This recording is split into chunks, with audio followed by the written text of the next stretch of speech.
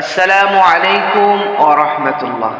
প্রিয় দর্শক, ফজিলতপূর্ণ একটি দোয়া নিয়ে আজকে আলোচনা করব।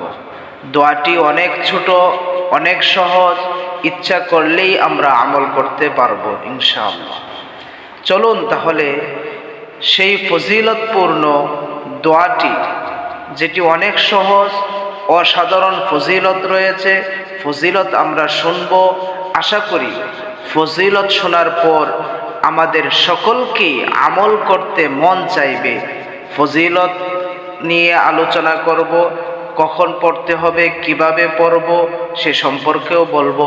তবে প্রথমেই চলুন সেই দোয়াটি শুনে নিই। লা ইলাহা ইল্লাল্লাহু ওয়াহদাহু লা শারীকা লাহু লাহুল মুলকু ওয়া লাহুল হামদু ওয়া হুয়া আলা কুল্লি শাইইন কাদির। আবারও বলছি, লা ইলাহা ইল্লাল্লাহু ওয়াহদাহু লা শারীকা লাহু লাহুল মুলকু ওয়া লাহুল হামদু ওয়া হুয়া আলা কুল্লি শাইইন কাদির।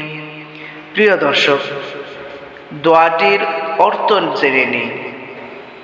নেই কোনো উপাস্য এক আল্লাহ ছাড়া, তারই জন্য সমস্ত রাজত্ব এবং তারই জন্য সমস্ত প্রশংসা।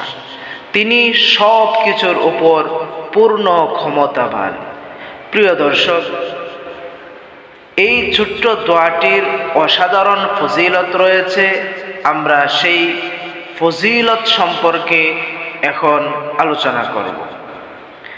রাসূলুল্লাহ সাল্লাল্লাহু আলাইহি ওয়াসাল্লাম ইরশাদ করেন, যে ব্যক্তি দিনে 100 বার উক্ত দোয়াটি পাঠ করবে, তার জন্য 10টি গোলাম আজাদ করার সওয়াব সাব্যস্ত হবে এবং 100 নেকি লেখা হবে এবং 100টি গুনাহ মাফ করে দেওয়া হবে।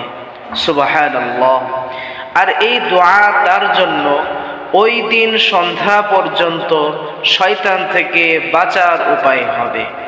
কিয়ামতের দিন তার চেয়ে উত্তম কোনো আমল পেশকারী হবে না, তবে ওই ব্যক্তি হবে যে তার চেয়ে বেশি আমল করেছে।